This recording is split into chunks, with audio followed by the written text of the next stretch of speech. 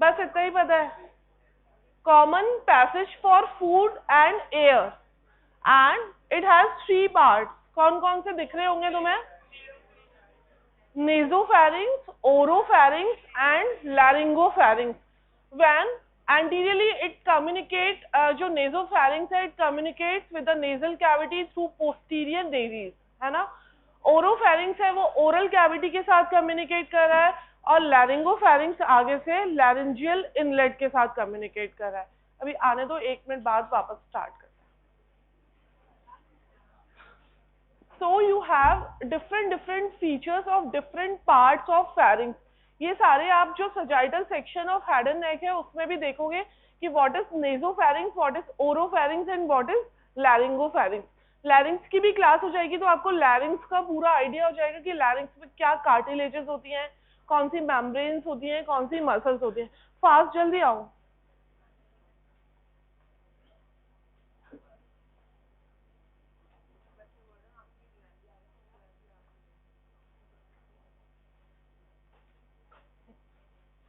मैं वैसे ही पढ़ा दूंगी।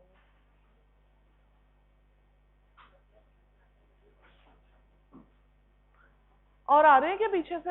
ये सब आ गए? आ रहे हैं। आप लोग पीछे बैठे तो हुए हो लेकिन बातें नहीं करोगे। इंपॉर्टेंट है चीजें, इस पे क्वेश्चन आता है। Long question can be asked, practically it is very important.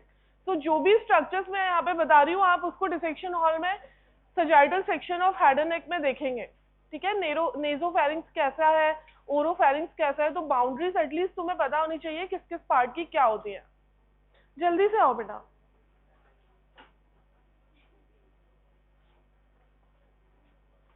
चलो स्टार्ट करते हैं। सी, इस डायग्राम को देखो, this is the sagittal section of head and नेक। इसमें आपको क्या दिख रहा है? This is nasal cavity, this is the what is this? nasal cavity, this is oral cavity and this is larynx. So posterior to it you have nasopharynx behind the nasal cavity, oropharynx behind oral cavity and laryngopharynx behind the larynx. So it is what? It is a fibromuscular tube which extends from the base of skull to the lower border of C6 cartilage. क्या है इसका extension? Base of school से start होगा and कहा था C6 के lower border और lower border of cricoid cartilage तक इसका टर्मिनेशन हो जाएगा।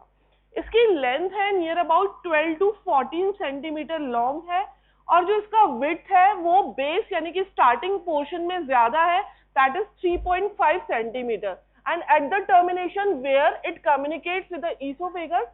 जल्दी से orbit. So please keep quiet and understand this thing. The pharynx is the fibromuscular tube extends from the base of skull to lower border of C6 cartilage, C6 vertebrae or lower border of cricoid cartilage. It is 12 to 14 centimeter long.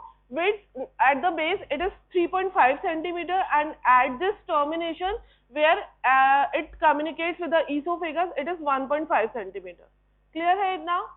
And it is divided into 3 parts. और ये क्या है? It lies behind the nasal cavity. The part of pharynx lies behind the nasal cavity is nasopharynx. Behind the oral cavity it is oropharynx and behind larynx it is laryngopharynx. Clear है इतना?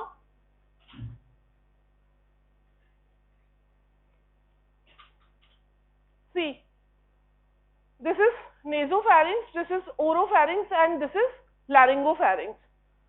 अब इस diagram को समझने की कोशिश करना। देखो ये पूरी आपकी है pharynx में you have here is a nasopharynx, this is oropharynx and below that there is a laryngopharynx. Now see the boundaries of this. Anteriorly it communicates through with the nasal cavity through this. What is this structure? Posterior nares or posterior nasal aperture. So nasopharynx anteriorly communicate with the nasal cavity with the posterior nasal aperture. Oropharynx के anteriorly आपके पास क्या है? Oral cavity है. So it communicates with the oral cavity here and here is the laryngopharynx. यहाँ पर क्या होगा? Anteriorly here is the laryngeal inlet. So these are the anterior boundary of this whole pharynx. Posteriorly, see, there is a body of sphenoid bone. Here is the occipital bone, so basi-occiput, and the 1 to 6 cervical vertebrae. These all structures lies posterior to the pharynx, and ये जो structure दिख रही है, it forms a roof of pharynx, and below it communicate with the esophagus. So superiorly, it is formed by the base of skull, body of sphenoid, basilar part of occipital bone. Anteriorly, nasal cavity, oral cavity and larynx. Posteriorly, तुम्हें दिख रहा होगा कि mainly तो पीछे जाओगे तो vertebrae है, but behind the pharynx there is a space and that is known as retropharyngeal space. Photography मत करो, diagram सब बने हुए हैं book में, है ना? So, or inferiorly at the lower border of C6, it communicates with the esophagus. So this is the boundary of whole pharynx. Clear है आपको सबको? पीछे बातें करने कंटिन्यू करोगे या आगे आके बैठ जाओ? चलो चारों आ जाओ आगे. Come to first seat and listen.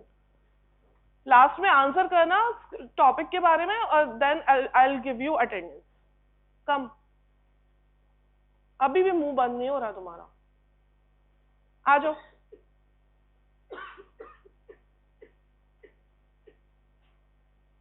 पानी पी लो तुम. आओ फटाफट. देख ली बाउंड्रीज ऑफ फैरिंग्स? वापस बताऊं? हाँ. सुपीरियरली आपको दिख रहा होगा, this is the body of sphenoid and the basilar part of occipital bone. दिख रही है दोनों चीजें? दिख रही है तुम्हें? Anteriorly you have nasal cavity here, oral cavity here and larynx here. So anteriorly nasal cavity, oral cavity and laryngeal inlet or laryngeal cavity. Posteriorly you have here a space that is known as retropharyngeal space, and behind it there is a vertebrae C1 to C6. So this structure forms posterior boundary, this forms anterior boundary, roof, and the floor or inferior boundary यहाँ ये कौन बनाएगा? It is continuous with the esophagus at the level of lower border of C6. So these are the boundaries of pharynx. ये सारी structure आप देखेंगे cadaver के head and नेक के सजाइटल सेक्शन में. यहाँ पर आपको हर चीज पता होनी चाहिए. कोई आपसे पूछे ये मसल कौन से, टंग हो गया क्या टॉपिक? नहीं हुआ, कोई बात नहीं. ये आपको जो दिख रहा है दैट इज नेजल सेप्टम. ये आपको दिख रहा है बॉडी ऑफ स्फीनॉइड बोन. ये जो स्पेस दिख रहा है दैट इज व्हाट? बताओ. स्फीनॉइडल एयर साइनसेस. ये क्या दिख रहा है? जहां पर जॉइनिंग है between the body of sphenoid and the basilar part of occipital bone, जहां जॉइंट बनता है. Which type of joint it is? Primary cartilaginous joint. तो ये क्लाइवस वाला पोर्शन है जहां पर आपने देखा होगा जहां basilar part of occipital bone and body of sphenoid bone join करते हैं. And below that there is a first atlas vertebrae है. ये डेंस आपको दिख रहा है, this is dens, then it is C2, C3, C4, C5, C6, and here is the termination of pharynx. Here it is continuous with the esophagus. यहाँ पर आपको क्या दिख रहा है? ये क्या है पोर्शन? बताओ. बातें मत करो यार, समझ नहीं आती क्या? ट्रेकिया है, और ट्रेकिया ऊपर किसके साथ कम्युनिकेट करी है? ये लैरिंग्स है पूरा. This portion is लैरिंग्स. ये आपको क्या दिख रहा है? एपिग्लॉटिस. ठीक है, it is the important cartilage of लैरिंग्स. ठीक है. देन ये आपको दिख रही है टंग एंड मसल. और मसल कौन सी होती है? ये जीनियोग्लॉसस होती है, बट अपन बाद में डिस्कस करेंगे जब आपकी ओरल कैविटी की क्लास होगी. देन देखोगे this is hard palate and behind it it is soft palette. ठीक है. अब यहाँ पर देखो तुम, यहीं पे मैं तुम्हें डिस्क्राइब करती हूँ. कहाँ से? अच्छा आओ. तुम ही भागे थे ना अभी? क्यों? जाओ आगे बैठो. चलो यहीं बैठ जाओ. नहीं कोई बात नहीं, बैठो यहीं पे. So see this part is what? ये क्या है? What is this? ये वाला portion of pharynx is what? Nasopharynx. So anteriorly you have posterior nares. Posteriorly you have C1. Inferiorly you have here what is this? Soft palate. और जो ये आपको ये स्ट्रक्चर दिख रही है, this is the lateral wall of nasopharynx. ठीक है. लैटरल वॉल में बहुत इंपॉर्टेंट फीचर होते हैं. यहाँ यूस्टेशियन ट्यूब की ओपनिंग होती है. ठीक है, at the lateral wall of nasopharynx. So similarly अभी अपन ने एज अ होल फेरिंग्स की बाउंड्रीज पढ़ी, अब अपन एक एक पार्ट को देखेंगे फेरिंग्स के। सो नेजोफेरिंग्स, कम फास्ट, नेजोफेरिंग्स की एक एक वॉल को देखोगे तो यहीं पर आपको जो दिख रहा है उससे समझो। फर्स्टली नेजोफेरिंग्स में anterior wall is form bye posterior Nereis, posteriorly you have C1 vertebrae and below you have soft palate and above you have sphenoid bone and आपकी occipital bone। सिंपल दिख रहा है ये सब आपको। on the lateral wall there is a opening for the eustachian tube। Clear, इतना in general, अभी और डिटेल में पढ़ना है इसको। अभी यहाँ पर एडिनॉइड्स भी होते हैं, यहाँ पर बहुत सारे टॉन्सिल्स भी होते हैं, तो वो अपन अभी डिस्कस करेंगे। सो सिंप्लीफाई वे में जो आपको दिख रहा है, these are the boundaries of this nasopharynx. Clear है इतना? देन ओरोफेरिंग्स पे आओ आप। ओरोफेरिंग्स में आपके पास एंटीरियरली क्या है, ओरल कैविटी है, superiorly you have epiglottis, posteriorly you have C2 C3 vertebrae, दिख रही है ना सबको, and below you have epiglottis. So these are the boundaries of this oropharynx. Superiorly you have soft palate, anteriorly you have posterior most part of tongue. ठीक है, ये पूरा टंग का पोर्शन दिख रहा है, that is the posterior most part of टंग। इसमें भी कुछ कुछ स्ट्रक्चर्स होती हैं, वो अपन अभी डिस्कस करेंगे।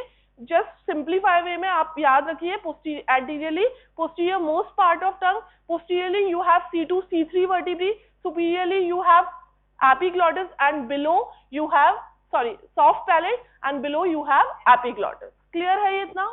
ठीक है। सिमिलरली लैरिंगोफेरिंग्स पे आओ तो आपके पास ये लास्ट वाली जो वर्टिब्रीज है वो आ जाएंगी posteriorly, and then anteriorly you have laryngeal inlet where it communicates with the laryngeal cavity।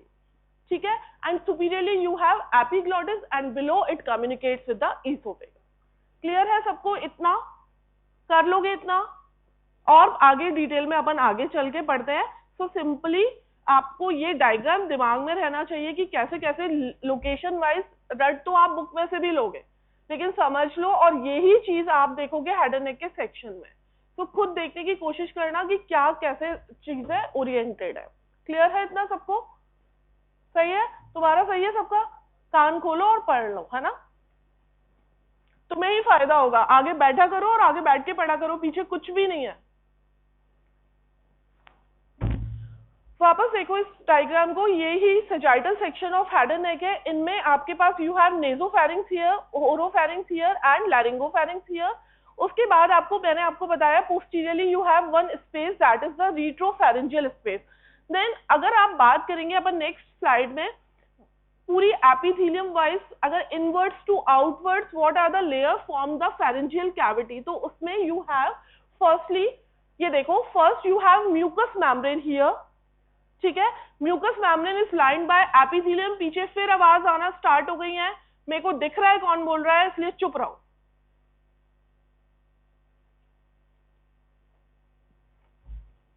From inner to outward we have firstly mucous membrane here, और आपको पता है mucous membrane epithelium कौन सी होगी यहाँ पर? nasal respiratory epithelium किस type की होती है?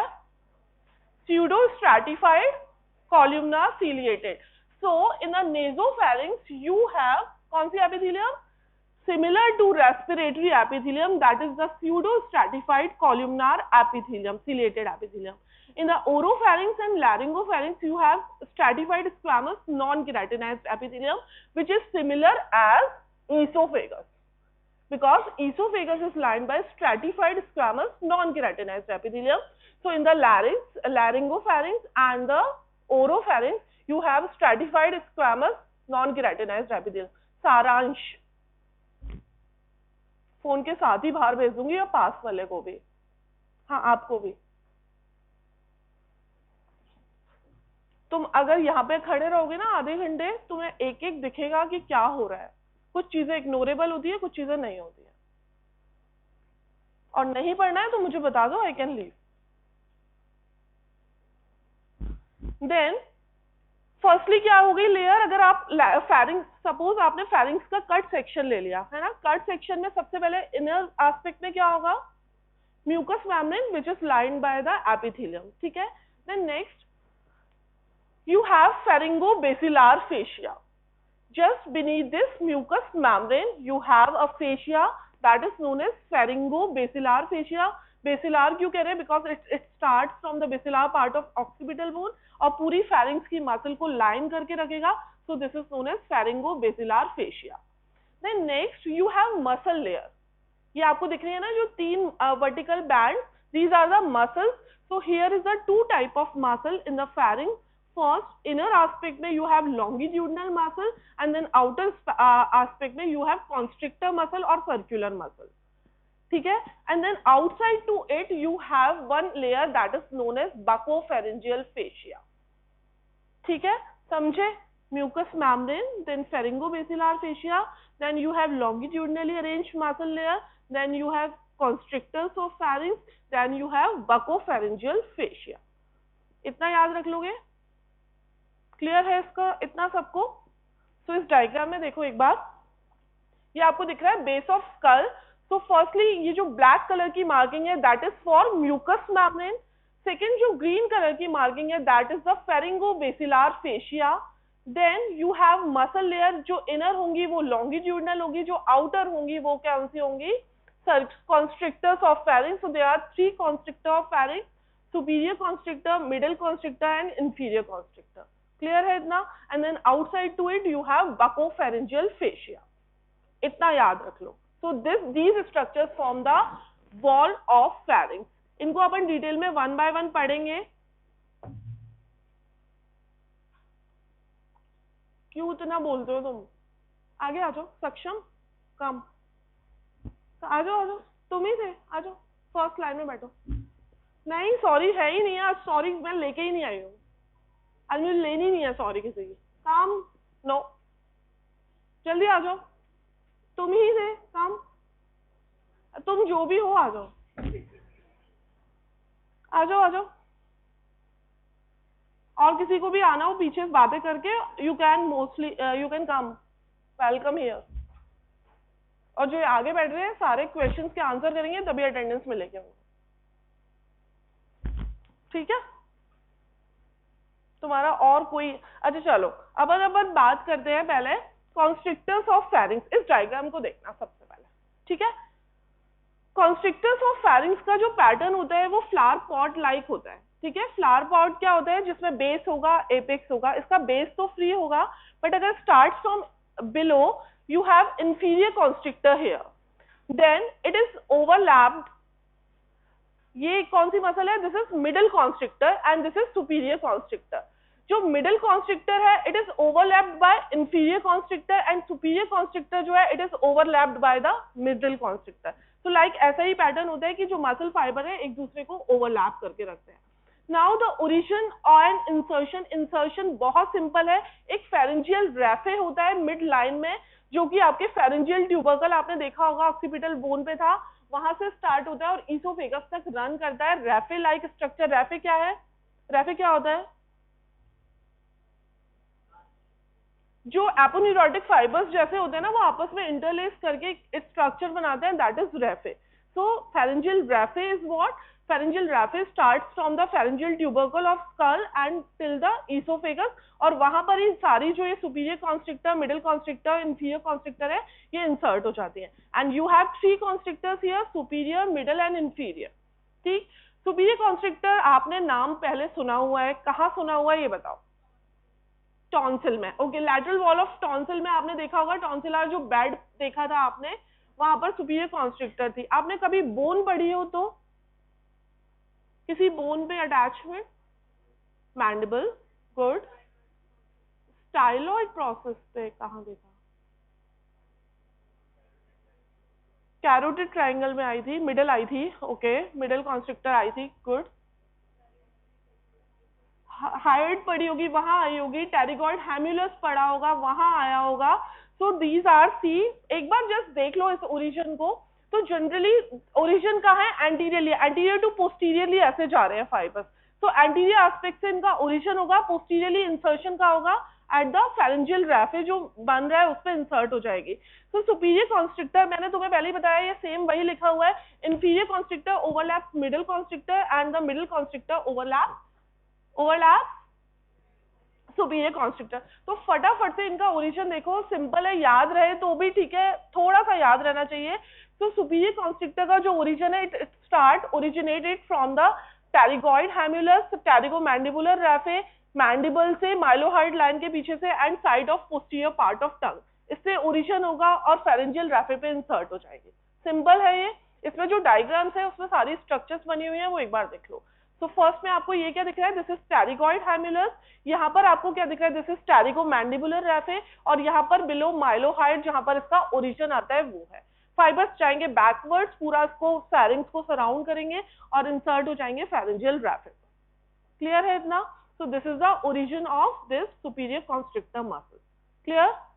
Now see the origin of middle constrictor. तो ये जो है, it starts from the lower part of stylohyoid ligament and lesser cornu of hyoid bone and upper border of greater cornu of hyoid bone से origin रहेगा, और insertion कहाँ होगा, fibrous raphe पर ही। सिंपल है ये। हायोइड बोन अगर नहीं पता स्ट्रक्चर तो देखो, ये बॉडी ऑफ हायोइड बोन है, ये लेसर कॉर्नू है, ये ग्रेटर कॉर्नू है, ठीक है। So this is lesser cornu, this is greater cornu, this is body, ये अपर बॉर्डर, ये लोअर बॉर्डर। याद नहीं रहता ओरिजिन ऑफ मिडिल कॉन्स्ट्रिक्टर, कोई प्रॉब्लम नहीं है, बट तुम्हें पता होना चाहिए मिडिल कॉन्स्ट्रिक्टर कैसे लोकेटेड है, इंसर्शन तीनों का पता होना चाहिए, और कैसे कैसे इनका ओरिएंटेशन है फाइबर्स का, वो पता होना चाहिए।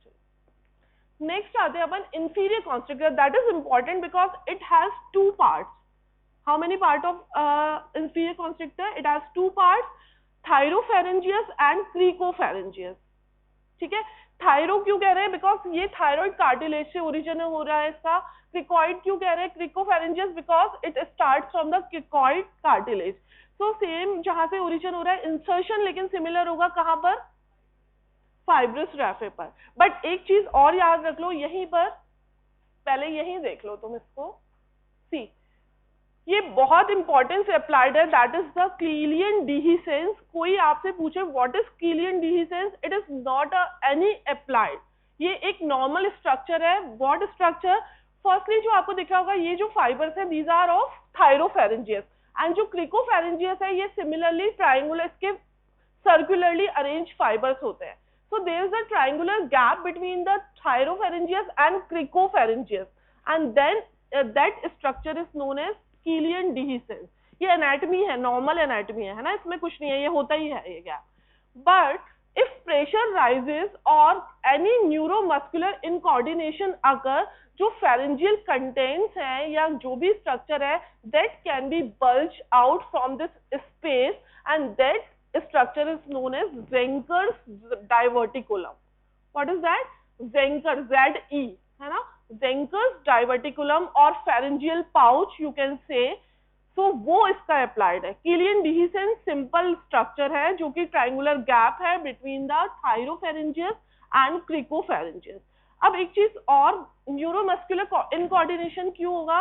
Because they two both have different nerve supply. एक काम कर रही है प्रोपल्सिव एक्शन की तरह थायरोफेरेंजियस जो कंटेंट्स के लिए, दूसरी जो क्रिकोफेरेंजियस है वो क्या कर रही है? स्फिंक्ट्रिक एक्शन, क्योंकि ये राउंड फाइबर्स है इसके, तो इस स्फिंक्टर की तरह काम करेंगे। तो इसलिए अगर दोनों की नर्व सप्लाई डिफरेंट है तो न्यूरोमस्कुलर इनकोऑर्डिनेशन होगा। उस टाइम पर क्या होगा, जो कंटेंट्स है वो इस किलियन डिहिसेंस, बिकॉज ये वीकनेस वाला पॉइंट है, यहाँ से बल्ज आउट हो जाएगा, and that is known as Zenker's diverticulum, and that is the applied aspect. एक और इसको बोलते हैं गेटवे ऑफ टीयर। अच्छे से सुन लो ये लाइन, गेटवे ऑफ टीयर क्यों बोल रहे हैं इसको? जब आप ईसोफेगोस्कोपी करते हैं तो कोई भी स्ट्रक्चर यहाँ से बल्ज आउट हो सकती है, परफोरेशन हो सकता है, so it is that importance. ठीक है, so this is what Killian dehiscence. What is Killian dehiscence? Triangular gap between the attachment of thyropharyngeus and cricopharyngeus part of inferior constrictor muscle, और कोई भी mucosal bulge of pharynx may be bulge out from this side. क्यों? क्योंकि due to neuromuscular इनकोऑर्डिनेशन एक propulsive action की तरह काम कर रही है थायरोफेरेंजियस, और क्रिकोफेरेंजियस जो है वो स्फिंक्ट्रिक एक्शन है उसका। सो उसकी वजह से आपको क्या होगा, कोऑर्डिनेशन नहीं हुआ, दोनों की नर्व सप्लाई डिफरेंट है। Cricopharyngeus is supplied by recurrent laryngeal nerve, while the थायरोफेरेंजियस is supplied by external laryngeal nerve. तो दोनों की अलग है, इनकोऑर्डिनेशन हो गया, तो अब जो कंटेंट है they can be bulge out, and that is known as pharyngeal pouch और ज़ेंकस डाइवर्टिकुलम। क्लियर है इतना सबको? बहुत इंपॉर्टेंट है, अच्छे से देख लो, ठीक है। And thyropharyngeus and cricopharyngeus are the parts of inferior constrictor muscle. All of the muscles, एक लाइन और सुन लो, all the muscles of pharynx are supplied by hypoglossal number, glossopharyngeal, और बोलो सारी, वन ऑप्टिक, ऑक्यूलोमोटस, और बोलो सेंसरी के भी नाम ले लो, pharyngeal plexus. All the muscles of pharynx are supplied by pharyngeal plexus. जो वेगस नर्व है, it carries the cranial part of accessory nerve, उसके साथ सुपीरियर सर्वाइकल सिंपैथेटिक गैंग्लियन, तीनों मिलके at the level of middle constrictor forms the pharyngeal plexus and that supplies the muscles of pharynx except stylopharyngeus. So low, पीछे, all the muscles of pharynx are supplied by, last खड़े हो आप, हाँ आप ही last, आप ही हो, बैठो सुन लो, all the muscles of pharynx, हंसो मत, all the muscles of pharynx are supplied by pharyngeal plexus is formed by 10th, 11th and superior cervical sympathetic ganglion. sympathetic fibers वहां से अराइज होंगे। तो 10th nerve, cranial part of accessory nerve, किस level पे बनता है? At the level of middle constrictor, ठीक है। ये सप्लाई करेंगे आपकी muscles of pharynx except stylopharyngeus which is supplied by 9th cranial nerve और ग्लॉसोफेरेंजियल नर्व। अभी आपने एक और मसल देख ली, cricopharyngeus, that is also supplied by recurrent laryngeal nerve. Recurrent laryngeal nerve is a branch of vagus. Clear है ना? ठीक। अब ये तो अपन ने पढ़ी थी constrictors, muscle of pharynx, superior constrictor, middle constrictor and inferior constrictor. Deep to it what structure you have? Deep to it क्या होगा?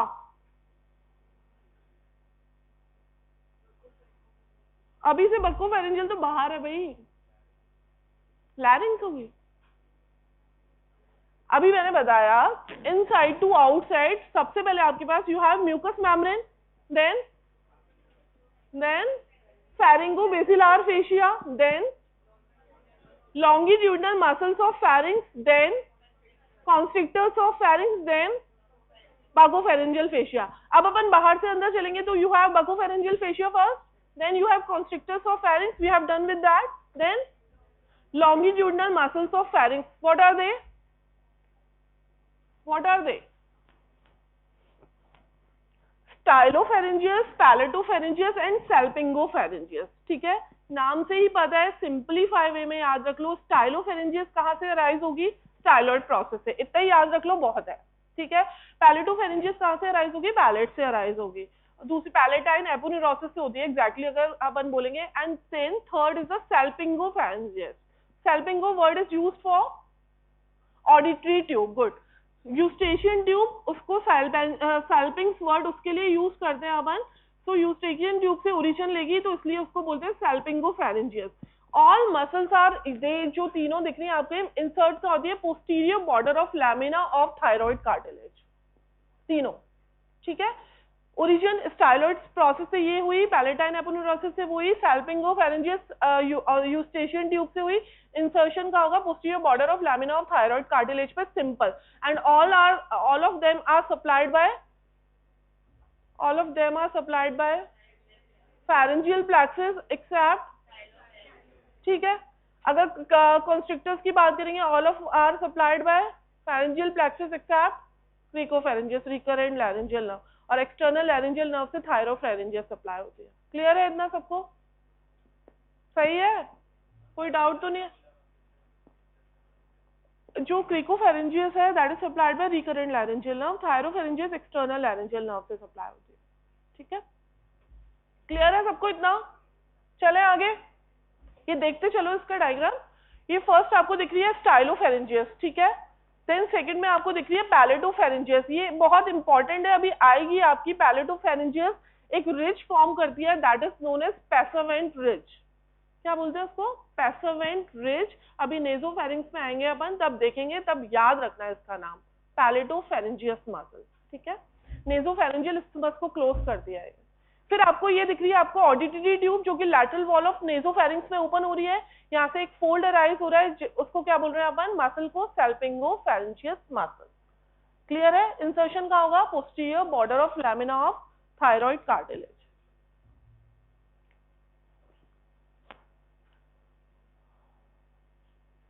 ये हो गया अपना। हाँ, ये और इम्पोर्टेंट है, एग्जाम में आपसे पूछते हैं इस क्वेश्चन को। जो आपके सुपीरियर कॉन्स्ट्रिक्टर है, मिडिल कॉन्स्ट्रिक्टर है, इंफीरियर कॉन्स्ट्रिक्टर है, इनके बीच बीच में गैप बनते हैं और उस गैप में कुछ कुछ स्ट्रक्चर्स लाई करती है। फोटोग्राफी नहीं, बुक में डायग्राम है, कुछ भी ऐसा नहीं है जो बुक में नहीं है आपके, बस आप यहाँ पर उसको बेटर अंडरस्टैंड करने की कोशिश करो। So between the base of school, ये आपके दिख रही है base of skull and superior, ये सुपीरियर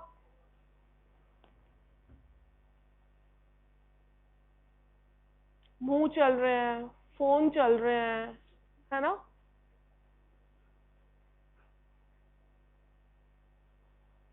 हर आधे घंटे में तुम्हें एक डोज चाहिए होती है डांट की। See this arrangement. This is superior constrictor of pharynx, this is middle constrictor of pharynx, and this is the inferior constrictor of pharynx. Clear है इतना? Between base of skull and the superior constrictor, you have these structures जो कि lie करेंगी. First is levator palati muscle, auditory tube, and the ascending branch of ascending palatine artery. ये कहाँ होंगे? Between base of skull and superior constrictor of pharynx के बीच में। Between superior constrictor and middle constrictor यहाँ पर stylopharyngeus muscle है और उसके साथ साथ कौन सी नर्व होगी? 9th cranial नर्व होगी। खड़े हो जाओ, खड़े हो। क्या चल रहा है? बीच वाले को कर दो, उसने किया है ज्यादा तो। हाँ, क्या बता रहे थे? कॉपी छीन के।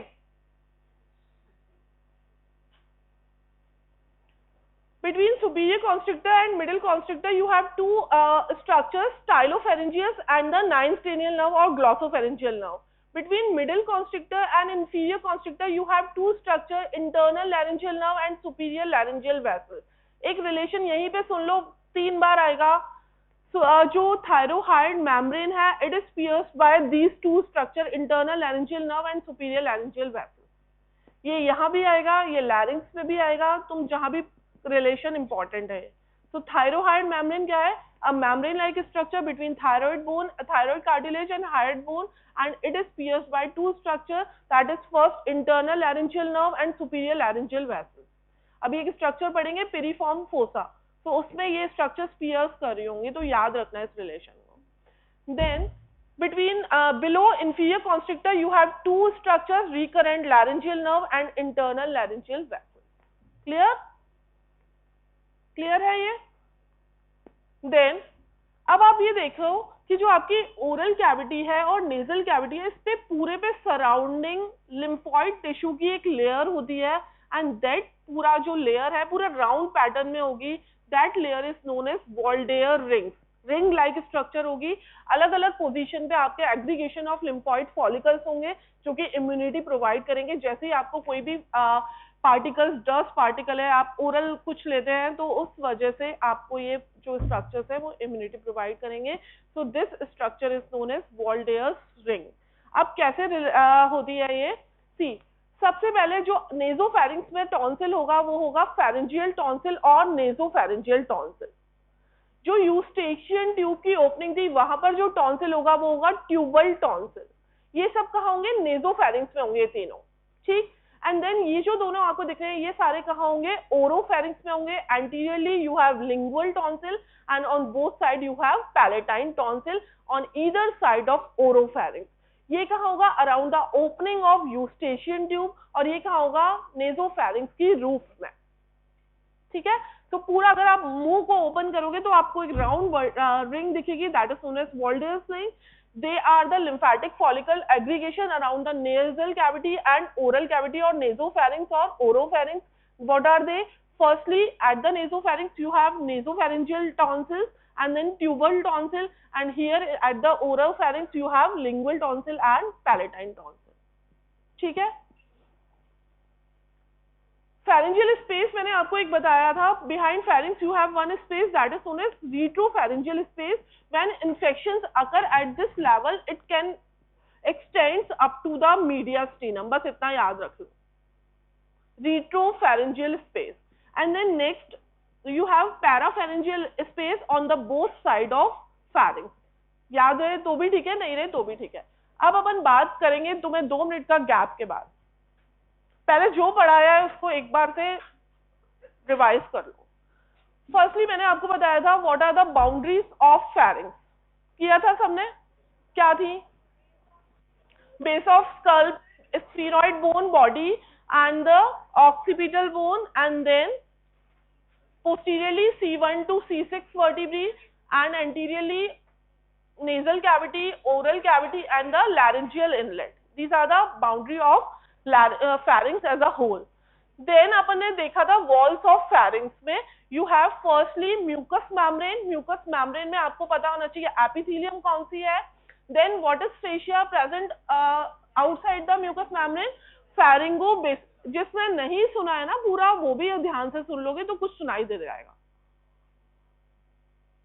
मुझे कोई शौक नहीं है बार बार रिपीट करने का, लेकिन मैं तुम्हारी वजह से ही कर रही हूँ. अभी भी तुम्हें भी आना है शौर्य आगे. फिर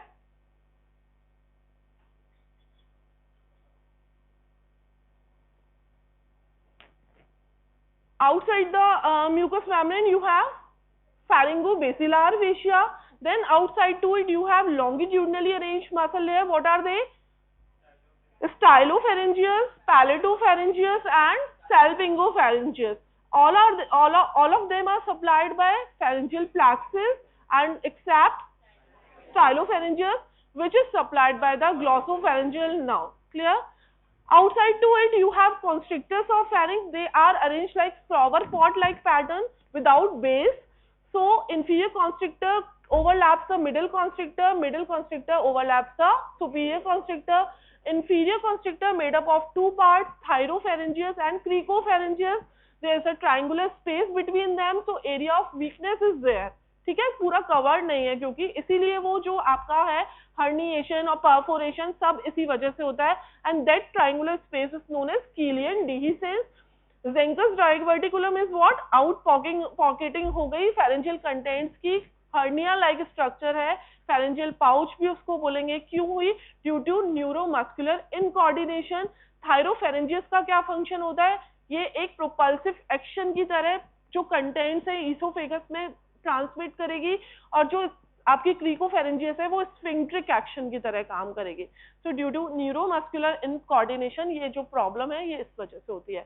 और ईसोफेगस को भी करोगे तो इसको क्या बोलते हैं अपन? Gateway of tier. ठीक है, तो कंटेंट्स है वो वहां पर परफोरेशन हो सकता है. फिर उसके बाद अपन ने पढ़ा था क्या, जो स्ट्रक्चर्स हैं क्या क्या पास होती है बिटवीन कॉन्स्ट्रिक्टर. तो बेस ऑफ स्कल और सुपीरियर कॉन्स्ट्रिक्टर के बीच में से क्या पास होता है? सुपीरियर और मिडल से, और मिडल और इंफीरियर एंड बिलो इंफीरियर क्या पास होता है वो आपको पता होना चाहिए.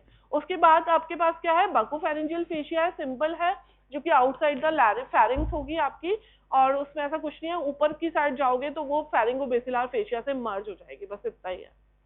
क्लियर है इतना? पक्का? मैंने ये टाइम है ना बात करने के लिए नहीं दिया था, रिवाइज करने के लिए दिया था. अब अपन स्टार्ट करेंगे नेजोफैरिंक्स, ओरोफैरिंक्स एंड लैरिंगोफैरिंक्स के फीचर्स. बहुत इंपॉर्टेंट है. जो जो इंपॉर्टेंट ज्यादा होगा मैं उस पर 2 बार फोकस करूंगी. ठीक है, तो ध्यान से सुनना. नेजोफैरिंक्स कहाँ से स्टार्ट है? सी. अब चुप हो जाओ. लेकिन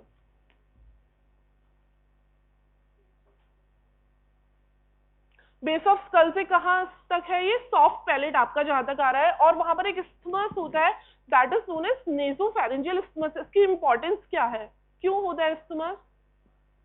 क्या जरूरत है? ओरोफैरिंजियल स्टमस, नेसोफैरिंजियल स्टमस और आपका लैरिंजियल इनलेट वाला स्टमस, उसकी क्या जरूरत हो सकती है? स्टमस इज व्हाट? कनेक्ट करता है. कनेक्ट भी करेगा और प्रिवेंट भी करेगा एंट्री ऑफ फूड की into nasal cavity and oral cavity. ये बंद नहीं होगा तो सारा जो आपका है नेजल कंटेंट, जो ओरल आपका फूड है वो नेजल कैविटी में आ जाएगा. तो स्टमस क्या है? स्ट्रक्चर जो ओपन और क्लोज करता है उस पर्टिकुलर पार्ट को. तो नेजोफैरिंजियल स्टिमस इज व्हाट, जो कि नेजोफैरिंक्स को क्लोज और ओपन करने का काम करेगा। ठीक है, एक लेमैन लैंग्वेज में समझा रही हूँ, पहले वो सुन लो, फिर इतने गंदे गंदे नाम आएंगे तो परेशान हो जाओगे। ठीक है, नेजोफैरिंजियल स्टिमस मैंने अभी आपको बताया एक मसल फॉर्म करती है, वो कौन सी थी, अभी बताया था, पैसिवेंट रिज बनाती है, बोलो नाम, तब बोला था मैंने, क्योंकि पैलेटोफैरिंजियस। सो नेजोफैरिंजियल स्टिमस कौन सी मसल बनाएगी, पैलेटोफैरिंजियस, और उस रिज को क्या बोलते हैं, पैसिवेंट रिज, पैसिवेंट रिज। ठीक है, तो ये तो हुई नेजोफैरिंक्स की बात, और भी आगे चलो, अब एक एक 1 बाय 1 चलते हैं अपन। सी, इस डायग्राम को देखो फर्स्टली,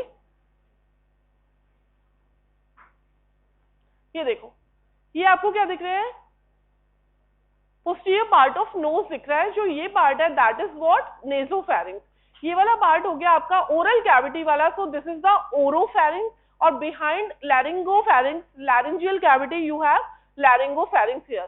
तो ये जो डायग्राम है ये क्या है, कोरोनल सेक्शन है लैरिंग्स और फैरिंक्स का। ठीक है, कोरोनल सेक्शन है, क्योंकि आपको इसमें क्या शो हो रहा है, एंटीरियर कम्युनिकेशन ऑफ फैरिंक्स। तो नेजोफैरिंक्स एंटीरियरली आपको दिख रहा होगा, पोस्टीरियर नेरिस उसके साथ कम्युनिकेट कर रहे हैं। सेकेंड डायग्राम में आपको ये दिख रहा है posterior part of tongue, and यहाँ पर सॉफ्ट पैलेट हैंग हो रखा है, यूविला है ये, और ये क्या है आपकी ओरल कैविटी। तो anteriorly oropharynx communicate with the oral cavity. Lower part में आपको क्या दिख रहा है, दिस इज द एपिग्लॉटिस, और this is what, this is laryngeal inlet. So anteriorly जो लैरिंगोफैरिंक्स है, it communicates with the laryngopharynx. Clear है? So these are the anterior connection, जो डायग्राम में ये आपको लिविंग में भी दिखते हैं, आपको ये कैडेवर में भी आप देख पाओगे ये सब। तो अच्छे से इसको डायग्राम को देख लो कैसे स्ट्रक्चर्स लोकेटेड है। कॉपीज में कुछ मत देखो, लिखो भी कुछ भी मत, जो मैं बोल रही हूँ बस उसको समझने की कोशिश करो। कोई फोटोग्राफी की जरूरत नहीं है, ये डायग्राम आपकी बुक में भी होगा, नेट पर भी होगा, अगर बुक में नहीं होगा तो कोई मतलब नहीं है। फिर बोलना शुरू। सी, नाउ सी द नेजोफैरिंक्स। सुनो, नेजोफैरिंक्स में आपको दो स्ट्रक्चर्स बहुत अच्छे से याद रखनी है। एक तो जो ट्यूबल एलिवेशन होता है या यूस्टेकियन ट्यूब की ओपनिंग होती है, बहुत इंपॉर्टेंट है, कहाँ लोकेटेड होती है वो मैं बताती हूँ। सी, फर्स्टली नेजोफैरिंक्स में रूफ में क्या है, यू हैव बेसी स्फीनॉइड एंड बेसी ऑक्सीपिड। क्लियर है? ये दोनों चीजें दिख रही है आपको रूफ ऑफ नेजोफैरिंक्स में। Anteriorly you have posterior nasal aperture, ये क्लियर है। इंफीरियरली यू हैव व्हाट, बताओ, soft palate anteriorly, and posteriorly it is open into the oropharynx. ठीक है, एंड देन लैटरल वॉल में यू हैव यूस्टेशियन ट्यूब की opening. This is, so these are the boundaries of this nasopharynx. Clear है इतना सबको?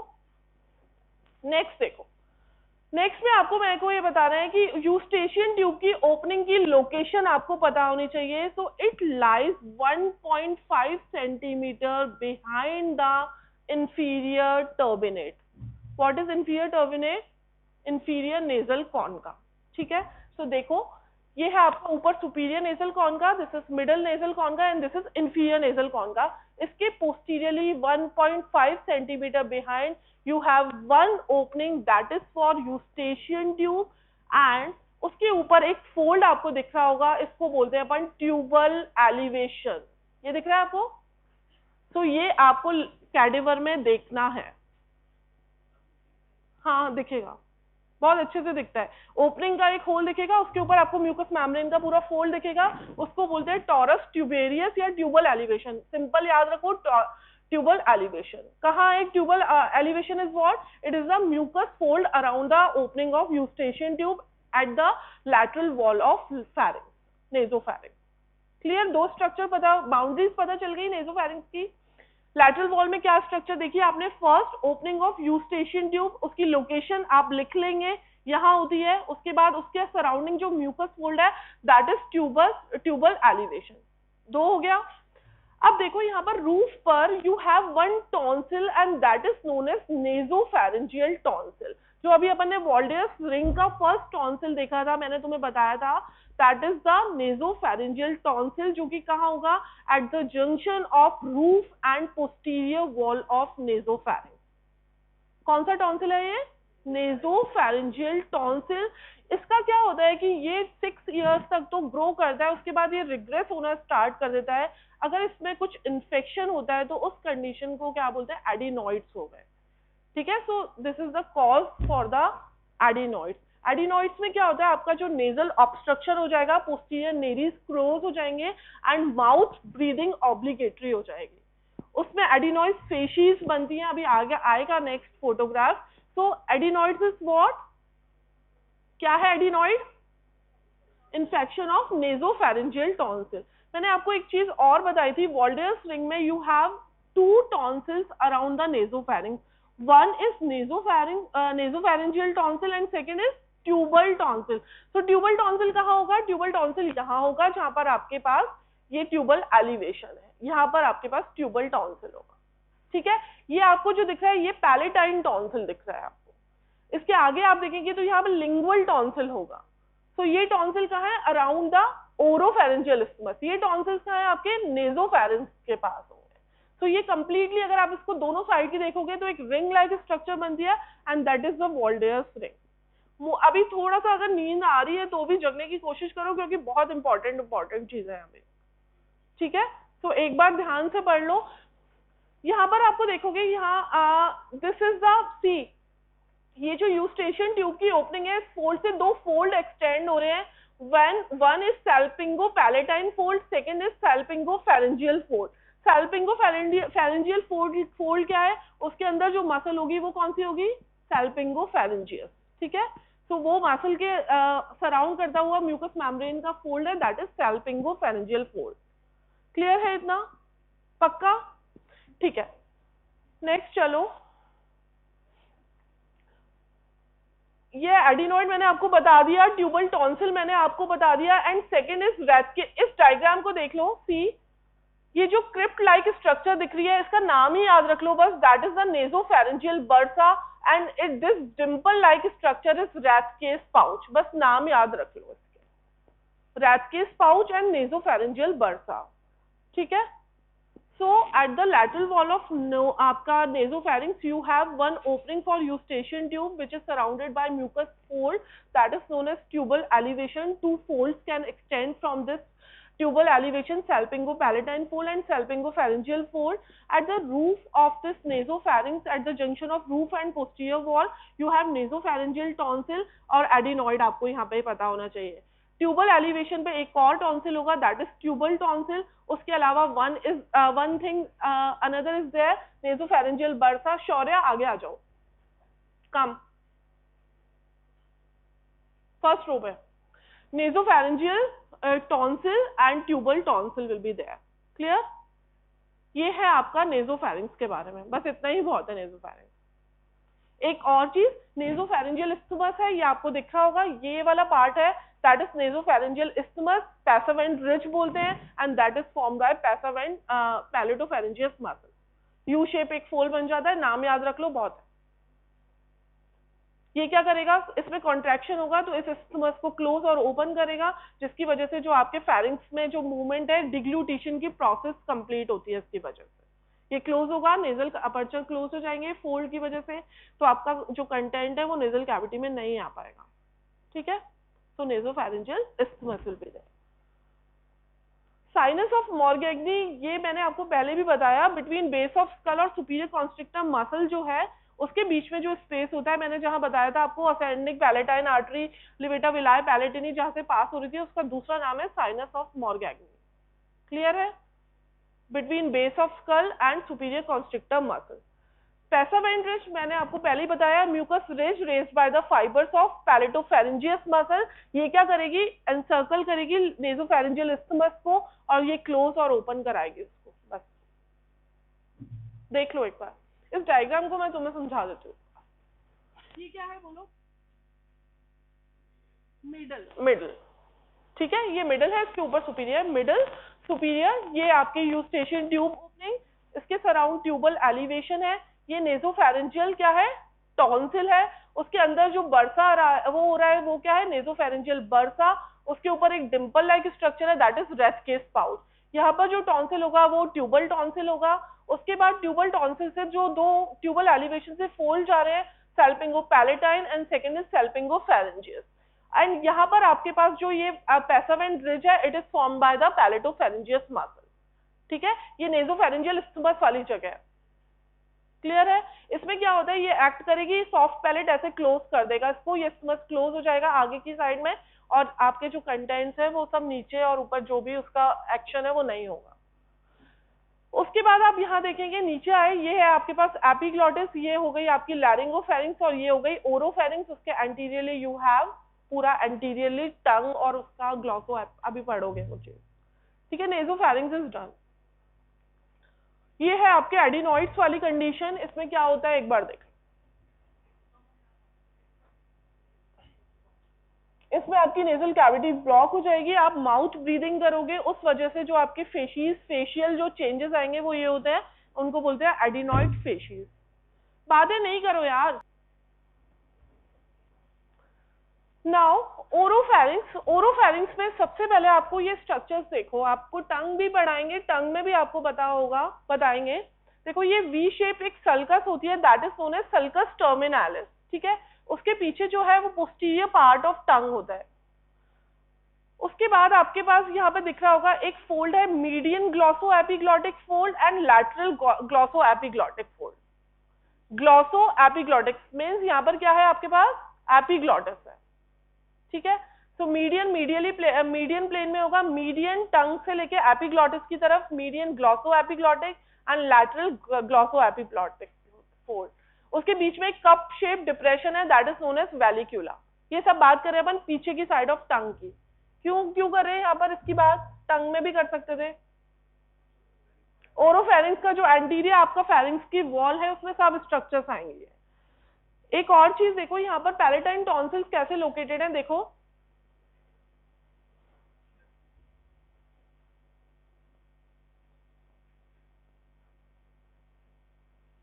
मेरी turn होती ही तुम्हें हंसी भी आती है, तुम्हें बातें भी आती हैं, फिर सामने होते ही सब खत्म हो जाता है। सी ये पूरा ओरोफेरिंक्स में आपको दिख रहा है, ये पैलेटाइन टॉन्सिल की लोकेशन है। पैलेटाइन टॉन्सिल क्या है, एक टॉन्सिलर फोसा में आपने पढ़ लिया होगा ना, ये तो पैलेटाइन टॉन्सिल तो पढ़ लिया होगा ना, पैलेटोग्लॉसस आर्च और पैलेटोफेरेंजियल आर्च, और उन दोनों के बीच में पैलेटाइन टॉन्सिल्स लोकेटेड है, तो वो वही है। तो फिर एक बार रिवाइज कर लेना बुक से। बाउंड्रीज देख लो बस, अबव इट इज डेफिशिएंस और पोस्टीरियरली क्या होगा, यहाँ पर posterior most part of tongue बनाएगा, ये सब क्या बनेंगी, anterior wall of oropharynx. Posterior wall में यू हैव रेट्रोफेरेंजियल स्पेस और C2 C3 वर्टिब्री होगी, मैं पहले भी बता चुकी हूँ। लैटरल वॉल में आपके पास पैलेटोग्लॉसस आर्च होगी आगे की साइड में और पैलेटोफेरेंजियल आर्च होगी पोस्टीरियर साइड में, and in between them there is a location of palatine tonsil. Clear है, ये सब इसके क्या है बाउंड्रीज ऑफ ओरोफेरिंक्स है। देन ये आप कर चुके हो, ये डायग्राम देख लो, ये ऐसा जब आप माउथ ओपन करोगे तो ऐसा दिखेगा, देखा भी होगा आपने, देखा है किसी ने। ये आपके हैं पैलेटोग्लॉसस आर्च, पैलेटोफेरेंजियल आर्च, और उसके बीच में है आपके पास पैलेटाइन टॉन्सिल। ये आपको यूविला दिख रहा है, this is soft palate and this is the posterior most part of tongue. So these structure form the anterior wall of this oropharynx. अब आते हैं अपन लैटरल वॉल, ये आप कर चुके हो इन द टॉन्सिलर बेड, एक बार रिवाइज कर लो इन स्ट्रक्चर्स को। ये डायग्राम देख लो, लैटरल वॉल में आपके पास जब आपने टॉन्सिलर बेड पढ़ा होगा तब ये सब देखा होगा कि फर्स्टली आपके पास फेरिंगो, वही रिलेशंस है। फर्स्ट क्या है आपके पास, from within outward pharyngobasilar fascia, superior constrictor muscle, styloglossus muscle, glossopharyngeal nerve, ये सब स्ट्रक्चर आपने टॉन्सिलर बेड में भी पढ़े होंगे। तो ये स्ट्रक्चर क्या कर रही है, लैटरल वॉल ऑफ ओरोफेरिंक्स फॉर्म कर रही है, ठीक है। ये वही है, देख लो उसको, ये टंग है, टंग का एंटीरियर 2/3 पार्ट है, ये सर्कमवैलेट पैपिला जो कि सल्कस टर्मिनालिस पे लोकेटेड है, ये पोस्टीरियर मोस्ट पार्ट ऑफ टंग है, ये यूविला है, पैलेटोग्लॉसस आर्च, पैलेटोफेरेंजियल आर्च, इसको एंटीरियर पिलर भी बोलते हैं, इसको पोस्टीरियर पिलर भी बोलते हैं, and that is the palatine tonsil. ये पढ़ लो एक बार। जब ओरोफेरिंक्स में कोई फूड और वो रेस्पिरेटरी ट्रैक्ट में चला जाएगा तो उस टाइम पे चोकिंग हो जाती है, ये आप सबको पता है, डेथ भी हो सकती है। अब आते हैं अपन लैरिंगोफेरिंक्स, इसको देख लो एक बार, क्योंकि यहाँ पे एक पिरिफॉर्म फोसा आएगा जो कि लैरिंक्स के साथ भी पढ़ोगे और यहाँ भी पढ़ोगे, क्या होता है वो इंटरेस्ट भी आएगा तुम्हें अभी। सी ये क्या है, एंटीरियर वॉल ऑफ लैरिंगोफैरिंक्स। इसमें आपको क्या दिखे, पीछे बातें मत करो, बस 5 मिनट्स और रुक जाओ, फिर करते रहना जो करना।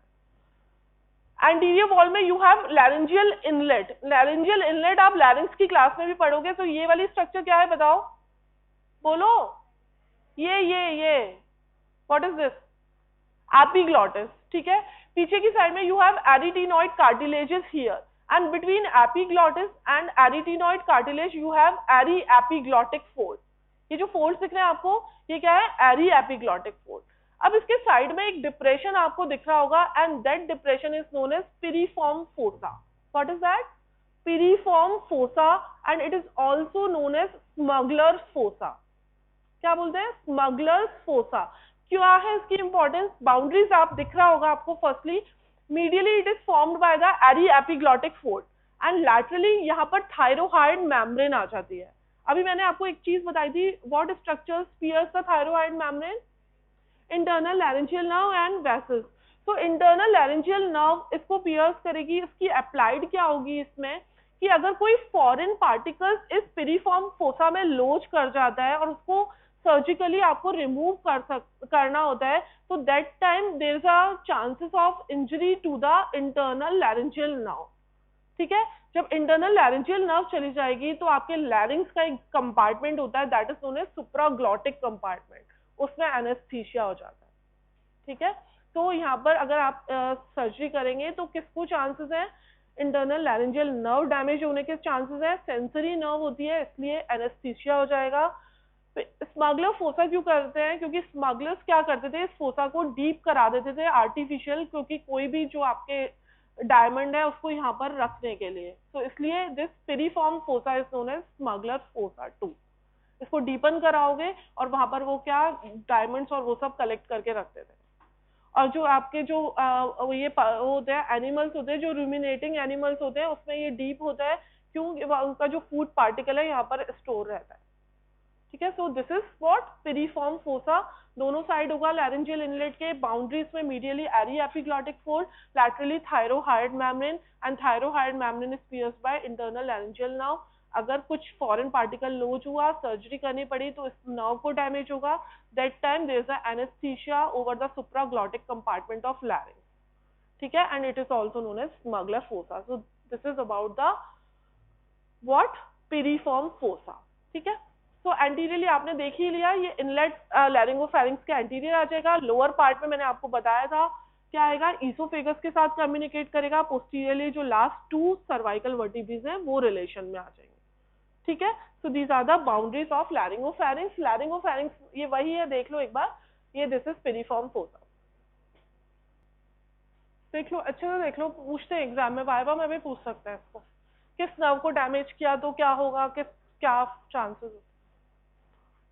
अप्लाइड में 2-3 चीजें आज बहुत इंपॉर्टेंट थी, एक तो ज़ेंकस डाइवर्टिकुलम किलियन डिहिसेंस, सेकंड ये, और थर्ड एडिनॉइड, बहुत इंपॉर्टेंट है, दिमाग में रख लेना। एंड वॉल्डेयर्स रिंग पे तो शॉर्ट नोट आता है, उसकी तो अलग से टॉन्सिल के साथ भी पढ़ाया होगा, वो पढ़ाया क्या वॉल्डेयर्स रिंग, नहीं पढ़ाया होगा। अभी कुछ चीजें है ना तुम्हारी रिपीट भी होंगी। आज जैसे लैरिंग्स का तुम्हें पूरा ओरिएंटेशन नहीं बैठा होगा, तो जब लैरिंग्स होगा तो उस टाइम पे तुम लैरेंजियल इनलेट को बहुत अच्छे से पढ़ लोगे, ठीक है। नेजोफैरिंक्स का कुछ भी नहीं होगा तुम्हारे पास आगे। ओरल कैविटी के साथ ओरोफैरिंक्स का पार्ट कवर होगा थोड़ा, लैरिंग्स के साथ लैरिंगोफैरिंक्स का, बट नेजोफैरिंक्स का नेजल कैविटी के साथ कुछ भी नहीं होगा।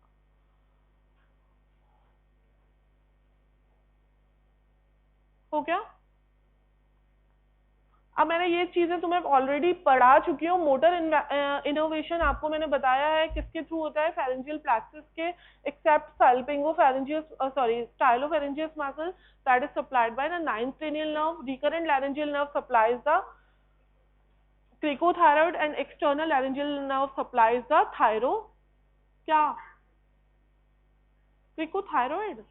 cricopharyngeus and external supplies thyropharyngeus. So this is the motor innervation of pharyngeal muscle. Sensory में you have 9th nerve, 10th nerve and आपकी जो मैक्सिलरी नर्व है दे आर सेंसरी, जो मैक्सिलरी नर्व है it is sensory supply for the nasopharynx बस, ठीक है। बाकी 9-10 दोनों सेंसरी सप्लाई देगी फैरिंक्स को। ये क्लियर है? पैरासिम्पैथेटिक आप बाद में अच्छे से पढ़ोगे, आप सिर्फ आर्टीरियल सप्लाई देख लो अब इसकी। Ascending pharyngeal artery which is a branch of, ascending pharyngeal artery is the branch of external carotid artery. Which type of branch is it? It is medial branch. What are the anterior branches of external carotid artery? Superior thyroid, lingual and facial. What are the posterior branches? Posterior auricular and occipital. What are the terminal branches? Superficial. Transverse facial artery is the branch of, transverse facial artery is the branch of superficial temporal, ठीक है। ऐसा लग रहा होगा तुम्हें facial से आ रही है, बट वो फेशियल से नहीं होती, सुपरफिशियल टेम्पोरल से आती है। And then the ascending palatine and tonsillar branches of facial artery, maxillary artery and lingual artery, they all supplies the pharynx. Veins कौन सी होंगी? सुपीरियरली टेरिगॉइड प्लेक्सस होगा और इंफीरियरली फेशियल और इंटरनल जुगुलर वेन होगी। सिर्फ नाम याद रखने हैं आपको इसके। लिम्फेटिक्स में डीप सर्वाइकल लिम्फ नोड्स होंगे जिसमें रिट्रोफेरेंजियल, पैराट्रेकियल, इंफ्राहाइड होंगे। पैलेटाइन टॉन्सिल को कौन सप्लाई करता है? जुगलो डाइगेस्ट्रिक लिम्फ नोड। टंग को कौन सप्लाई करता है? जुगलो ओमोहाइड लिम्फ नोड। याद रखना, शॉर्ट नोट आते हैं इस पे। लिप के नीचे कौन ड्रेन करेगा? दोनों साइड पर कौन सा होगा? टंग को कौन करेगा? टंग को जुगलो ओमोहाइड करता है एंड टॉन्सिल्स को जुगलो डाइगेस्ट्रिक करता है। That's all. एक चीज और, एक प्रोसेस तुम्हारी बुक में लिखी होगी डिग्लूटिशन, तुम फिजियो में भी पढ़ोगे उसको, है ना। स्वेलोइंग को डिग्लूटिशन बोलते हैं। उसमें क्या होता है? फर्स्टली, बातें नहीं करो, अब नहीं पढ़ना तो बता दो, मैं छोड़ देती हूँ, पढ़ लेना खुद। बोलो। यस मैम, सुन लो एक बार। डिग्लूटिशन में आपके पास क्या होता है? फर्स्ट ओरल फेज होती है, मैं बहुत शॉर्ट में बता रही हूँ, है ना। ओरल फेज में क्या होता है? जो फूड होता है बोलस बनेगा, बोलस बनने के बाद वो फेरिंक्स में जाएगा, ठीक है। ये एक वॉलंटरी फेज होती है, उसमें कुछ नहीं है, टंग लिफ्ट करेगी, बोलस बनेगा, फेरिंक्स में पार्ट जाएगा। सेकेंड फेज में क्या होगा? आपके जो नेजोफेरेंजियल इस्थमस और ओरोफेरेंजियल इस्थमस क्लोज हो जाएंगे। सेकेंड फेज में ये होता है। हायोइड बोन इसको अपलिफ्ट करेगी, food posterior to the epiglottis enter कर जाएगा। ये सेकंड फेज होती है। क्या हुआ सेकंड फेज में? मेनली इस्थमस क्लोज हुआ है, ठीक है। यहाँ पर लॉन्गिट्यूडिनल मसल्स अपना काम करेंगी, सर्कुलर मसल्स अपना, कॉन्स्ट्रिक्टर्स काम करेंगे, बट कॉन्स्ट्रिक्टर्स कौन सी काम करेंगे? Only superior and middle. Third phase में जैसे ही आप आओगे जहां आपका फेरेंजियल एपिग्लॉटिस को फूड क्रॉस कर गया, उस टाइम पर आपको कौन चाहिए? पेरिस्टाल्टिक मूवमेंट चाहिए। क्यों चाहिए? क्योंकि फूड को आपको ईसोफेगस में भेजना है, स्टमक में भेजना है। तो दैट टाइम थायरोफेरेंजियस और क्रीकोफेरेंजियस अपना काम करेंगे, तो फूड कहाँ चला जाएगा? ईसोफेगस में। इससे सिंपल वे में डिग्लूटिशन नहीं पढ़ा सकते। तुम देखते हैं बुक में, फर्स्ट फेज जो वॉलंटरी फेज है, सेकेंड और थर्ड फेज इनवॉलंटरी है। फर्स्ट फेज में आपका ओरल कैविटी में ही फूड है, सेकेंड फेज में आपके इस्थमस क्लोज हो रहे हैं, हाइड बोन लिफ्ट हो रही है, कॉन्स्ट्रिक्टर और लॉन्गिट्यूडिनल मसल अपना काम कर रही है। थर्ड फेज में आप आओगे तो आपके पास इंफीरियर कॉन्स्ट्रिक्टर के थायरोफेरेंजियस और क्रीकोफेरेंजियस वर्क करेंगे और फूड में peristaltic movement, propulsive movement, sphincteric action होगा। That's why food will be goes to the esophagus first and then peristaltic movement के थ्रू ये स्टमक में आ जाएगा। So this is the deglutition process, ठीक है। नेसोफेरेंजियल स्टमक को क्लोज कौन करेगा?